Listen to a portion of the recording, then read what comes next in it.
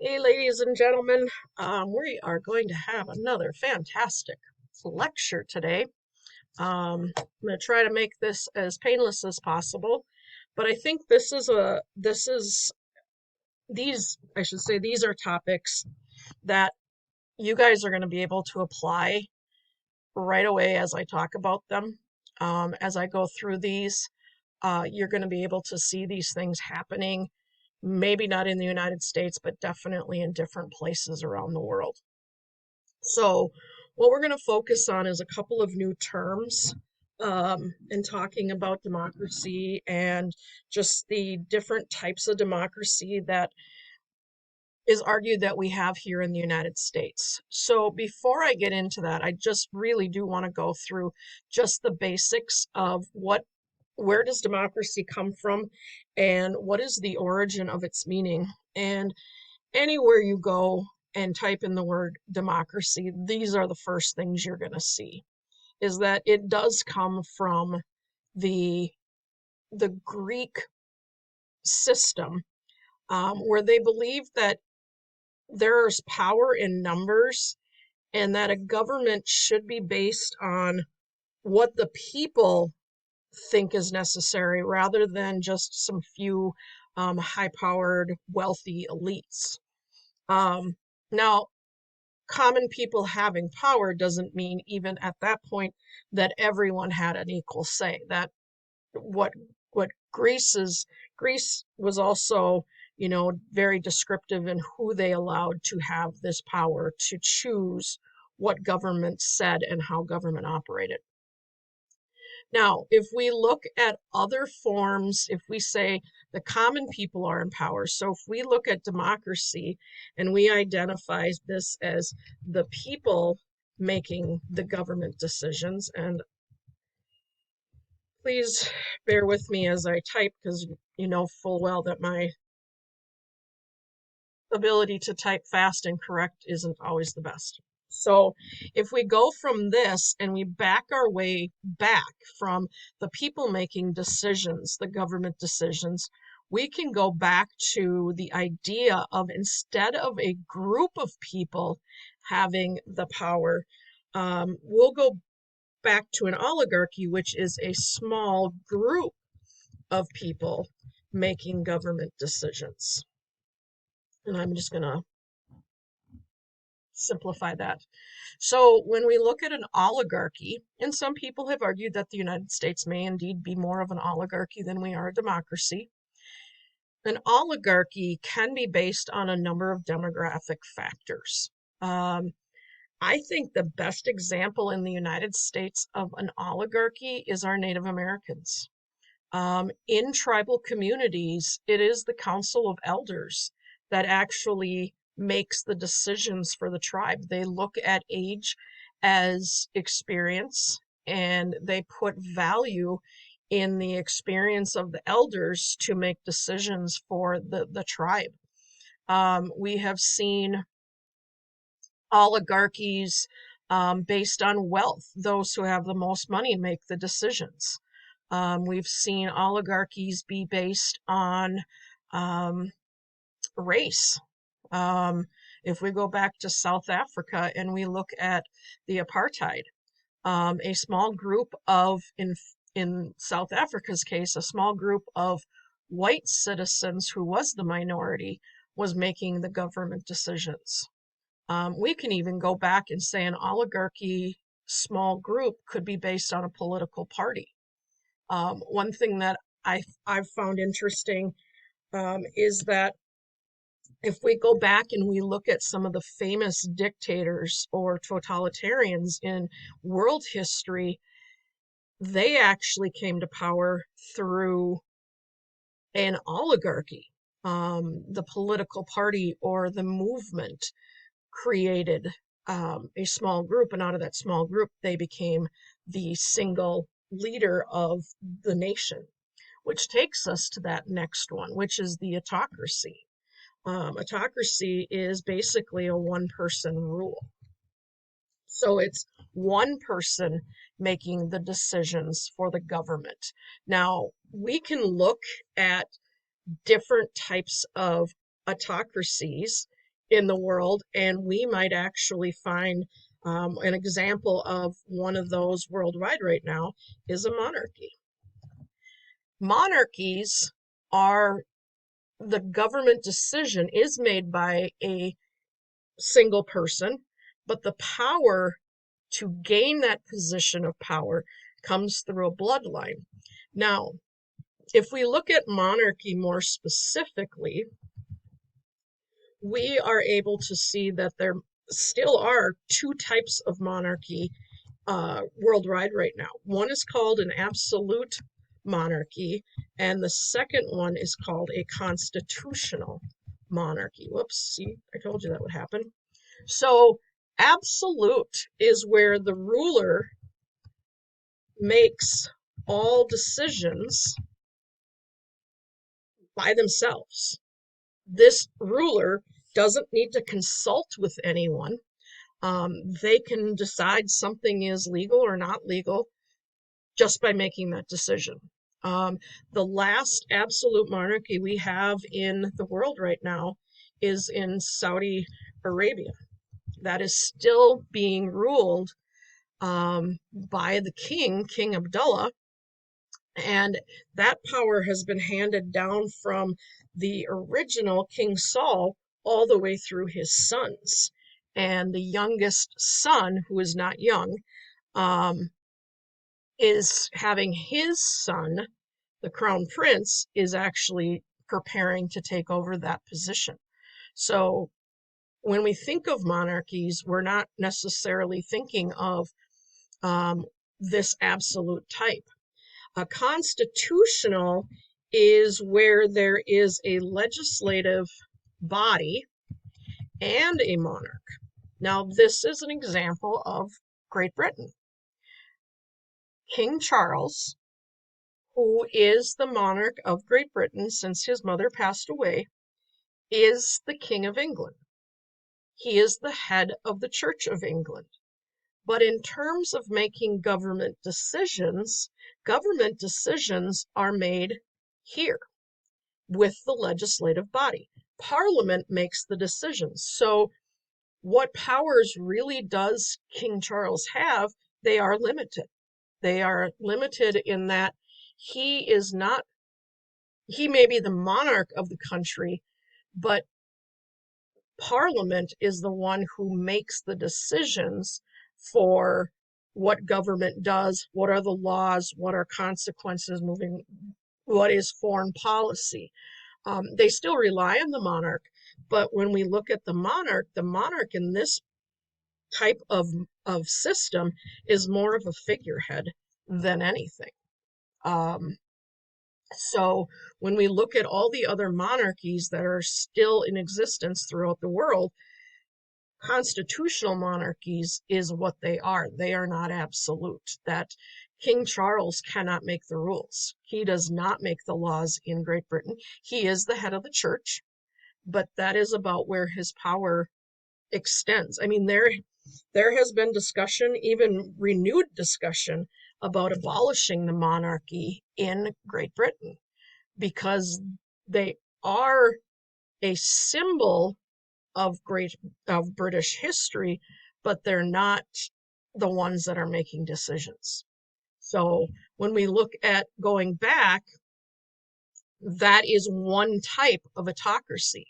The other type of autocracy that I want to get into is the one that I mentioned before. This is the dictatorship. Now, when we talked about a monarchy coming to power through a bloodline, it is passed on through a bloodline. Dictatorships do not do that. They come into power through, wrong direction. They come more to power through a crisis or through fear and force. You can, in your head, you can list numbers of dictators you studied in world history. So when you think of them, they didn't come to power because their bloodline brought them there. They came because of a crisis situation. Hitler, Saddam Hussein. You look at North Korea right now. North Korea is an extreme force. Dictators need to absorb power in two specific areas. They need to control the military. For obvious reasons, they need to control the military because of the need to control the population. And the other one is they need to control the media. They need to control not only physically, but mentally as well, because they want to make sure that what the people, what the citizens are being told is that of what the dictator wants. Russia right now, if you look at Russia right now, the media is still stating that Ukraine is the reason Russia's at war. The Russian media has never stated that Russia invaded Ukraine. It was the other way around. Now, you also studied, and let's see, I did it again. You also studied that there are dictators that even go beyond that. They want the total control. And it can be so much as if you look at North Korea. What do the people do? When do they eat? What do they eat? How much do they eat? Do they have utilities, water, electricity? Are they there because of their desire to be there, or are they there because they have no other option? I look at North Korea. He determines if people eat, how often they eat, what they eat. It reminds me so much of the Hunger Games because of how different the districts were, but that is very realistic when it comes to how a totalitarian rules a country. And so I just wanted to make sure we went through and just got some idea of democracy didn't just happen, it was made by the decision that we don't want the power to run government in the hands of one person. And you can also add on to this, as I did, and I didn't put it here. It They didn't want a small group of people making decisions because that small group could literally create laws that kept them in power versus making it more to what the people want. And then you get into democracy. So I just wanted to give that real quick background. Now, we're going to go into some different types of democracy. And I really want to just focus just a little bit on the difference between the procedural and the substantive democracy. Now, procedural, you should see the word there. Procedural is the process, the how government operates. And it has some common ideas of what the process of how the people are going to be part of the decision-making process. And in the idea of a procedural democracy, the responsiveness of the government to the people should be absolute. Whatever the people want, the government should do. Okay? And when we look at a procedural democracy, so if the people want it, the government should respond. But how do the people participate in this type of government system is the idea that the idea of universal participation, everyone participates in the government, in their responsibility to how the government operates or who is in the decision-making process. This is not the United States. We are not a universal participation, even though we know that we have supposedly universal suffrage. We've already covered the fact that the Constitution only stipulates who can't be excluded from voting, It doesn't state specifically that everyone has the right to vote. Going a little bit more into procedural democracy, how much should each participant count? So if everybody realistically or literally takes part in an election, everybody's vote should be the same. It shouldn't be if you're older, your vote has more value, or if you are of a certain race, your vote has more value. Under a procedural democracy, the idea is that being involved in politics should be 100% equal. And then the next one, the next factor of a procedural democracy is that it needs to be, the government decisions need to be based on what the majority wants. And majority is the idea of at least half plus one of whatever decision-making body you're looking at. So half the population plus one constitutes a majority. Plurality voting or plurality is a whole different idea. Plurality is the most. So I always use the example, and if I can find it real quickly, nope, that's not what I wanted. In 1998, Minnesota had an election for governor. Minnesota election results. And we actually had a three-way race between a Republican, a Democrat, and an independent. He was stated he was from the Reform Party. And our system works for governor under the plurality system. Whoever gets the most votes wins. And so in that particular three-way race, we had the Republican candidate, the Democratic candidate, and our independent Reform candidate. At the end of the night, when the ballots were all counted, the third party candidate won. Even though 63% of Minnesotans did not want him to be governor, we don't require majority. So we didn't require a 50% plus one to win the office of governor of Minnesota. Very similar, another one was Georgia this year. They had a Senate race. They operate under a majority system. There were multiple candidates. Nobody won the 50% plus one. And so in Georgia, their election rules state that if nobody wins a majority, it goes into a runoff. And so they actually had to have another election of the two top vote getters. And then they had that election to determine who won the election. One of them needed 50%.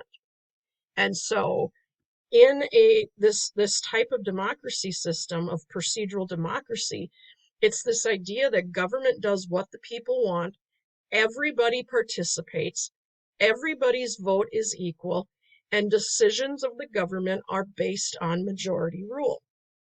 Is this true of the United States? I think we lost that being what the United States is right here with the everyone needs to vote, because we don't. And I'm going to show you some numbers here in a little bit. The second type that I want to just touch on very briefly is the substantive democracy, whereas procedural is based on how government operates, the procedure of government. Substantive democracy is more of a focus on the policy, what comes out of government, not in how the government works. And so whatever the government creates, whatever laws they pass, whatever laws they implement and enforce, the idea is that nothing that they do ever limits some of the rights that we have in the Bill of Rights. It doesn't violate our freedom of religion. It doesn't violate our freedom of speech. Everybody should be guaranteed due process. everybody should be guaranteed a fair and impartial jury. Everybody should be, that is convicted, should be still have the ability to have their rights protected. So it's not necessarily looking specifically at what exactly is the government doing in its creation. It's what they create that is more important, so that we never have our rights taken away from us. The case that the other CIS class was studying this year is a free speech case in which a woman who owns a website design company in Colorado believes that Colorado's anti-discrimination law is violating her free speech, because she wants to put in on her website that she will not design a wedding or a wedding website for a same-sex couple. And Colorado said, you cannot put this disclaimer on your website because it violates our anti-discrimination laws in the state. So here's an example of a substantive democracy controversy. She thinks that in Colorado's law, they substantively violated her rights by limiting her freedom of speech. It's not in how the government came to that decision. It has nothing to do with who got voted into office, or did everybody vote? Is this based on what majority wants? The substantive argument is that they violated her free speech. Therefore, this is an issue in the way she feels her democracy and her country should operate. So I hope you get a little bit of an idea. I want you to take just a few seconds and kind of look at what we just covered. And then I want you to just jot some questions down, if you have any, so that they can be answered when I come back. I'm going to pause for just a second, and I will be right back to start the next section. Okay. I hope you were able to just jot some questions down that you might have regarding the differences in how we look at government as a process versus an outcome. Are we worried about how government operates, or are we more concerned about what comes out of the responsibility of government? What I want to go into now, something your textbook covers, which is great, we still don't have the textbooks up and running for the class, is a difference or comparing the difference between what is known as a majoritarian democracy versus a pluralist democracy. When we look at these two different types of democracies, this is speaking not in how they do it, but who is actually making our government decisions. The who of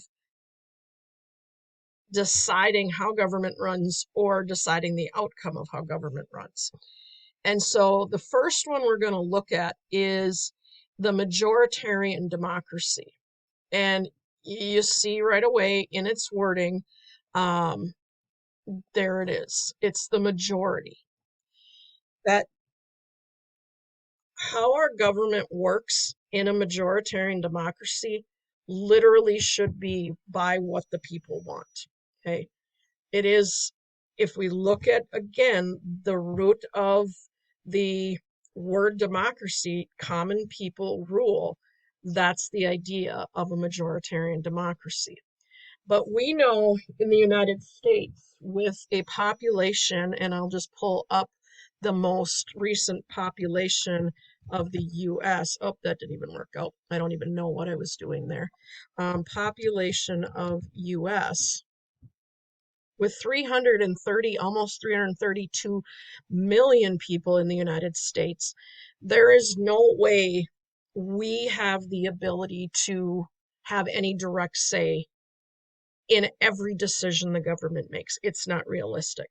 So we operate under the idea that we elect people who then make decisions on behalf of the population. That's our representative democracy. Now, when we look at how this type of government works, there's a couple of key assumptions that are made for a majoritarian democracy. And you're going to see as we go through these, maybe the United States does well with some of these, maybe they don't do well with all of them or some of them. Maybe there's room for improvement. Maybe this isn't the type of democracy the United States is anyways. One of the key assumptions made in a majoritarian democracy is that in order for a representative democracy to work, the people have to participate. Okay? Who is making the decisions for us has to be based on what the entire population's needs are. Now, that assumes that citizens are going to participate, and it assumes that those of us in the perfect world, all of us that are participating in deciding who is in government to make decisions on our behalf in our best interests, are doing so based on everybody's needs, not just a small population. You do hear me repeating a lot of the procedural arguments of the procedural democracy, where we go back to government is responsive to what the people want. There should be participation. Everybody's vote should be counted as equal. That is a key role in this theory. Now, we know that in our system, that is not always the case. And I want to show you some statistics from the 2020. I think, let me look at this. I think this is the one I want.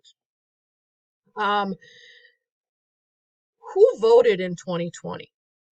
Now, voter turnout, ideal voter turnout, is everybody participates.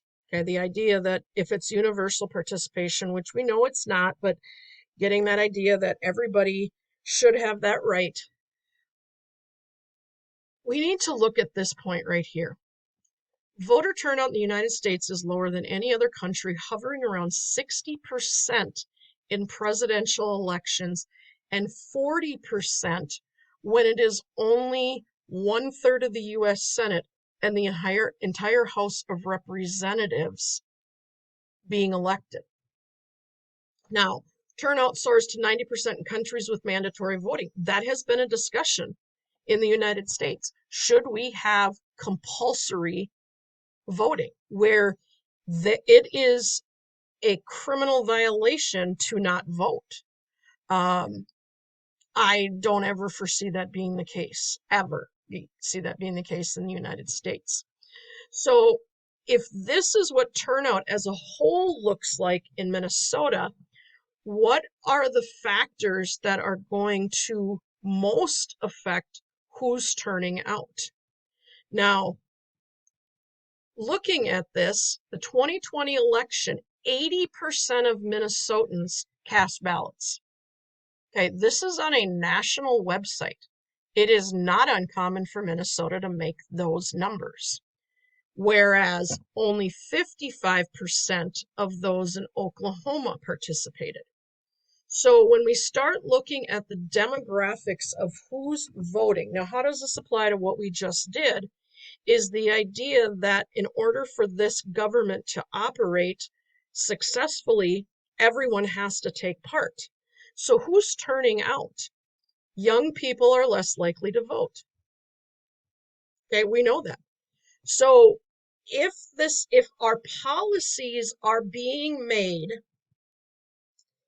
to reflect the wants of the voters, are we really reflecting the wants of the voters when not everybody's participating? That may not have come out exactly the way I wanted it to sound, but when you have a high turnout rate, and I want to see if I can get the age. Okay, so turnout by, and let me see if I can make this bigger for you to see. If we look at turnout by age, and we're teetering around, okay, 2020, we had a higher turnout of the 18 to 29-year-old group, but we had higher turnouts in all voting categories, with the largest percentage of voters in the 60 and older category. So if we consider the substantive idea, who do you think policy is going to be written for when you consider the largest voting group are those 45, okay, I'll even go back to 30 and older? That is where they're going to put their response in how they operate in government, is truly into who is going to get them reelected. Members of Congress, by and large, there are exceptions, but by and large, are working to continue working in Congress. So let's look at another statistic. This is education level. Those who have less than a high school, some grad or college. Where do you think we are going to be in terms of the laws that come out of our government, whether it's national, state, or local, based on who is actually turning out in elections? So, race and ethnicity, what percentage has higher turnout? White voters have a higher turnout, not far ahead of minority voters. But it is not until we get higher turnout in minority groups that the government is going to be more responsive to that.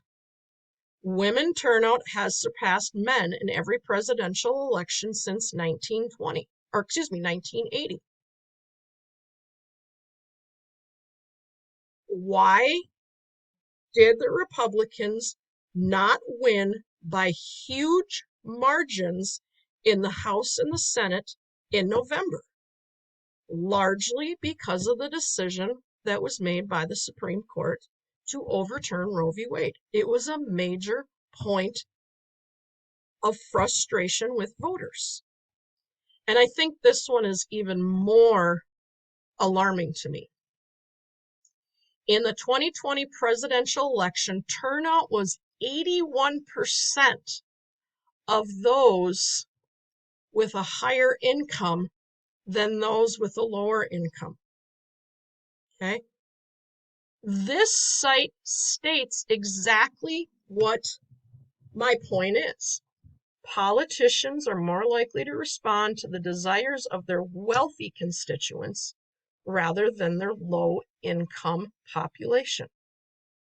That is just, unfortunately, that's the reality. The numbers prove it. So under this majoritarian idea, it's government by the people. So one way, and I'm moving on, is for citizens to have a direct say as a direct democracy is in areas of direct participation, which are called the referendum, the initiative, and the recall. Now, I want to just make sure that I give you some definitions of what these are. And I had them all set up to go through, but now I don't. This is the recall, but I wanted to get the definition of an, you know what, I'm just going to go through them slowly with you. All right.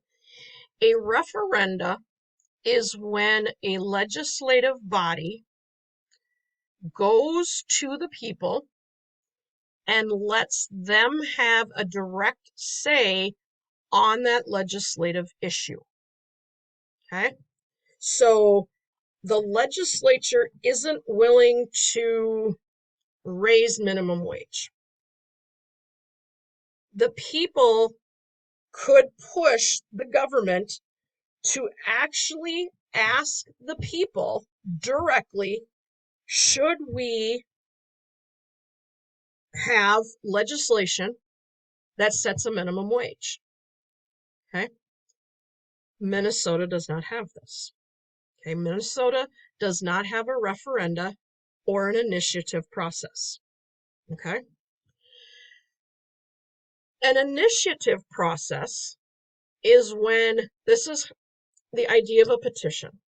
Okay. We know the legislature isn't doing what we want them to do. So we are going to get involved, and we are going to come up with an idea, and we are going to bypass the legislative branch to initiate action that will drive an idea to become a law. Minnesota doesn't have this either. Okay. This is, so how to remember these is the referendum is perfect example of a referendum. We have it at the local levels. We don't have it at the state level. We have it at a local level. When a school board goes to the voters and asks them directly, should we increase property taxes to pay for something related to the school, they are going directly to the people and asking them, do you want your taxes to be adjusted? We're not making the decision directly. We're allowing the voters to make that decision. That's a referendum.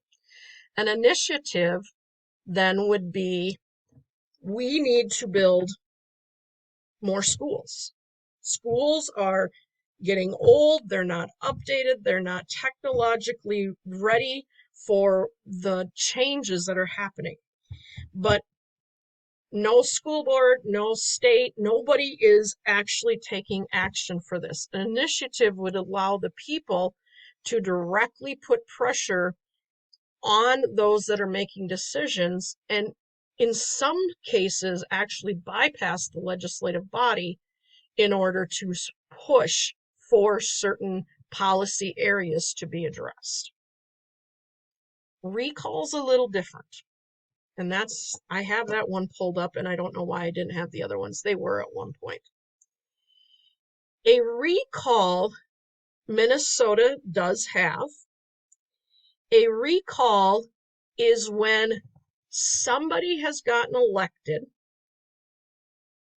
and we find out after they are elected at the state level that there are questions of them doing something they're not supposed to.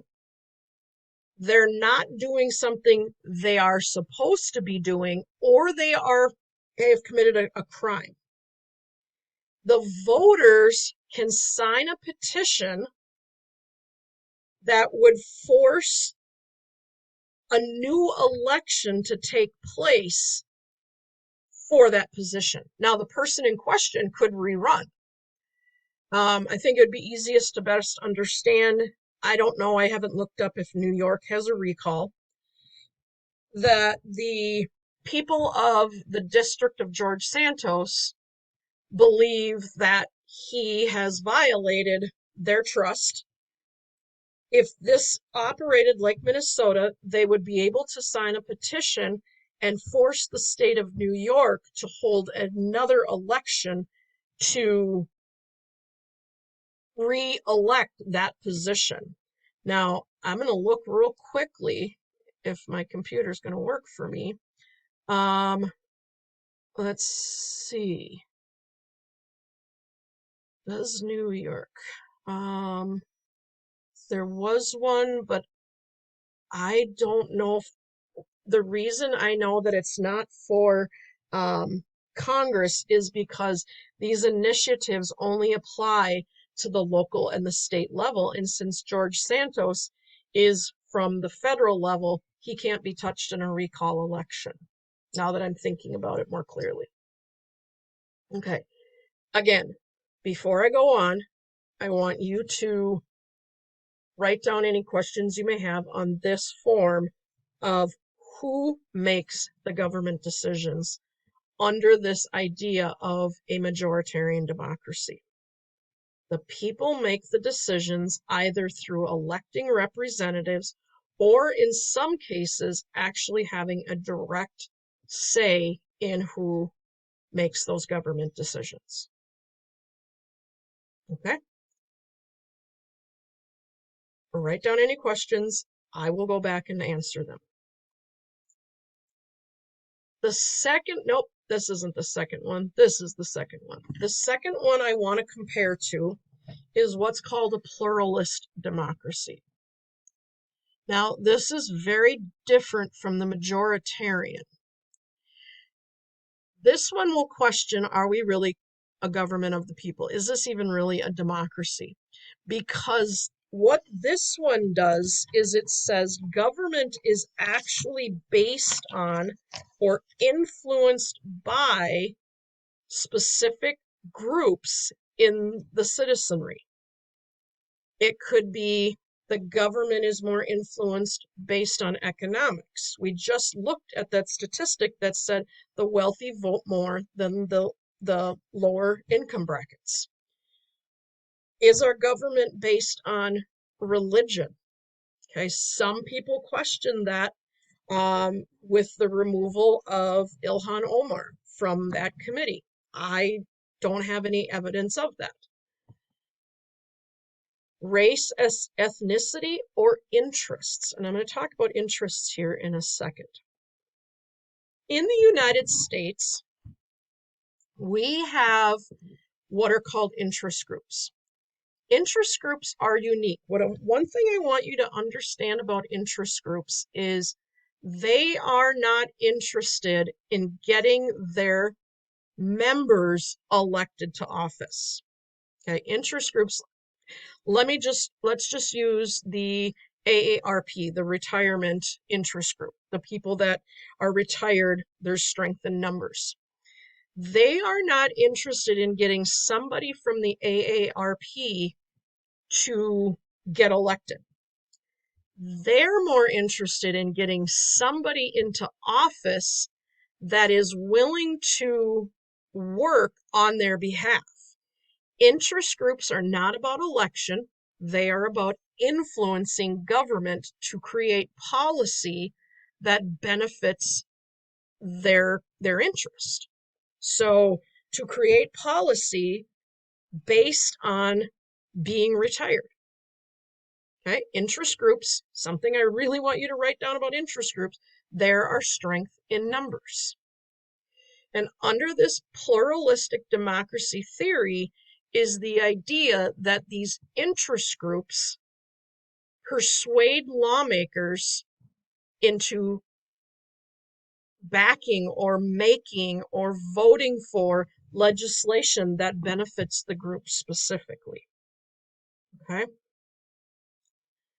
So the idea of a pluralist democracy is that there is a focus on the groups and not the whole 332 million people, or 332 million people in the United States. They're more interested in which groups are providing the strongest influence, and influence can come in a number of different ways. So in this type of belief is that lawmakers are not responsive to us individually. They're going to be more responsive to a group. An example of this right now in St. Paul, teachers have started putting some serious pressure on state legislatures in St. Paul to revise the teacher retirement program. And the lawmakers are starting to take notice because the number of teachers that are directly contacting and meeting with and going down to the state capitol is increasing. And it is a big deal for a person running for office to be able to say, I have been endorsed, I have been approved by a teachers association, than to not have an endorsement from a large group of people. So are they looking at what's best for the entire state of Minnesota, or are they being influenced to look at what's best for a specific group of citizens in the entire population? Okay. It is not saying that it is the most elite that control government. It is saying it is there. Every politician has to look at multiple policy areas and positions they take on everything from healthcare to crime to gun control to prescription drugs, everything in between, education to mining. This theory would argue that how they make their decisions is based on the influence that is placed on them by these special groups. Now, critics to this, is this the best representation? Are all people represented in a pluralist democracy? Is this a system where a minority interest, I'm not talking race, I'm not talking religion, I'm talking about a group of people that may not have the biggest numbers, but has a large voice, able to make decisions or persuade lawmakers to make decisions for them. Now, if we look and say, okay, what interests have a really large push in our lawmakers, your answer is right there. The overrepresented groups that have significant influence in pressuring and influencing and persuading lawmakers are business and professional groups. I'm not going to lie, I'm part of one of those professional groups. So in making these decisions, is it what's best for the entire population, or is it based on who has the biggest means of influencing a lawmaker? Again, I want you to process all this. Tomorrow, we're going to start class by going through an application activity where I'm going to give you an example and you're going to tell me, is this more on the majoritarian democracy idea, or is this more on the pluralist side democracy that we've just discussed? If you need to go back, I will link this video. Otherwise, I know this was a lot, but I will talk to you tomorrow.